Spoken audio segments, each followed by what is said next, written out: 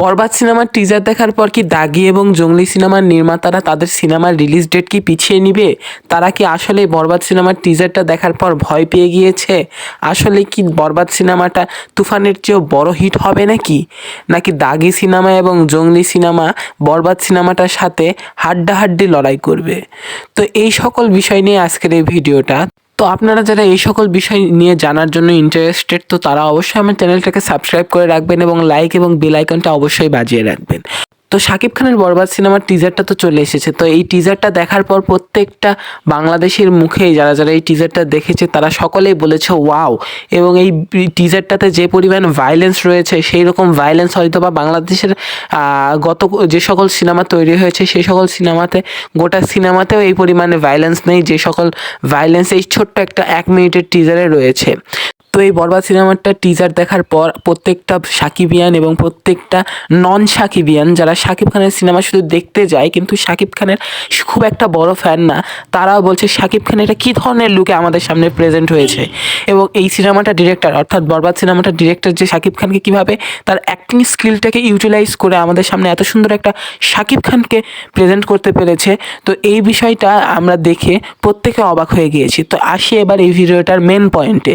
তো দাগি এবং জঙ্গলি সিনেমাটার নির্মাতারা কি সেই সিনেমাগুলো বানানোর পর কি এই ঈদুল আজহাতে রিলিজ না দিয়ে অন্য কোনো ঈদে রিলিজ দিবে নাকি, বা অন্য কোনো সময় রিলিজ দিবে নাকি? কারণ বরবাদ সিনেমাটার টিজার দেখার পর ফ্যান্সরা বা যারা সিনেমা দেখতে আগ্রহী তারা বরবাদ সিনেমাটা দেখবেই, এটা তাদের মনে হয়তো বা নির্ধারণ করে ফেলেছে।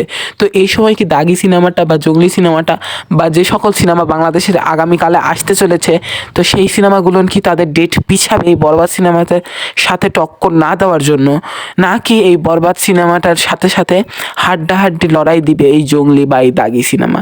তো আমরা জানি জঙ্গলি সিনেমায় কাজ করছে বাংলাদেশের আরেকটি বড় সুপারস্টার না হোক একটা বড় স্টার সিয়াম আহমেদ, এবং দাগি সিনেমাটাতে কাজ করছে সুরঙ্গ মুভি দিয়ে চলচ্চিত্রে প্রথম বলে পা ফেলেই একেবারে ধুম ফেলে দেওয়া সিনেমার অভিনেতা আফরান নিশো।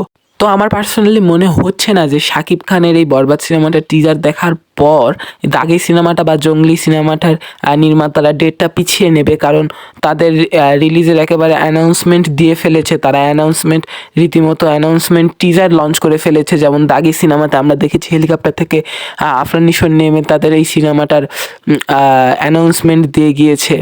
তো আমরা আশা করি এই 3টা সিনেমায় আমরা দেখতে যাব, এবং শাকিব খানের বরবাদ সিনেমাটাতে যে পরিমাণে ভায়োলেন্স, এবং যিশু সেনগুপ্ত যেই সিনেমাটা বরবাদ সিনেমাটাতে অর্থাৎ বাংলাদেশের প্রথম সিনেমাতে তিনি কাজ করছেন, এবং আমরা সকলেই চাতাম যারা এই সিনেমা নিয়ে থাকি বা সিনেমা দেখতে পছন্দ করি যিশু সেনগুপ্ত আমাদের বাংলাদেশের সিনেমাতে ভিলেন হিসাবে কাজ করুক। তো সেটা আমরা বরবাদ সিনেমাটার মাধ্যমে পাচ্ছি, এবং অনেক রিউমার্স ছড়িয়েছিল যে যিশু সেনগুপ্ত বরবাদে থাকতে চলেছে।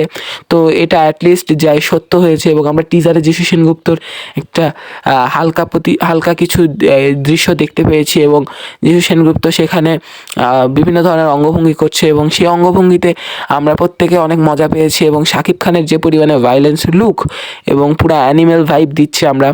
তো মেন কথা হলো শাকিব খানের এই এত পরিমাণে ভায়োলেন্স লুক কি আসলে বাংলাদেশের অডিয়েন্স নিতে পারবে নাকি পারবে না? আমার মনে হয় বাংলাদেশের পাবলিকের যারা এখন সিনেমা দেখে বা ওয়েব সিরিজ দেখে তাদের টেস্ট পাল্টিয়েছে।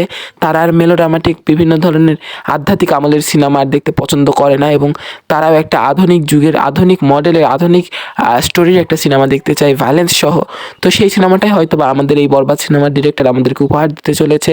তো আপনারা আশা রাখেন এবং প্রত্যেকটা সিনেমায় আপনারা দেখতে হলে আসবেন, এতটুকু আপনাদের কাছ থেকে আমার চাওয়া। এবং আমার এই ভিডিওটা আপনাদের কেমন লেগেছে অবশ্যই আমাকে কমেন্ট করে জানাবেন, এবং কী কী ধরনের ভুল রয়েছে আমার অবশ্যই আমাকে বলবেন। তো ধন্যবাদ, ভালো থাকবেন, সুস্থ থাকবেন, আমার জন্য দোয়া করবেন, আর দয়া করে সাবস্ক্রাইবটা করে দিয়ে যাবেন। ধন্যবাদ, ভালো থাকবেন।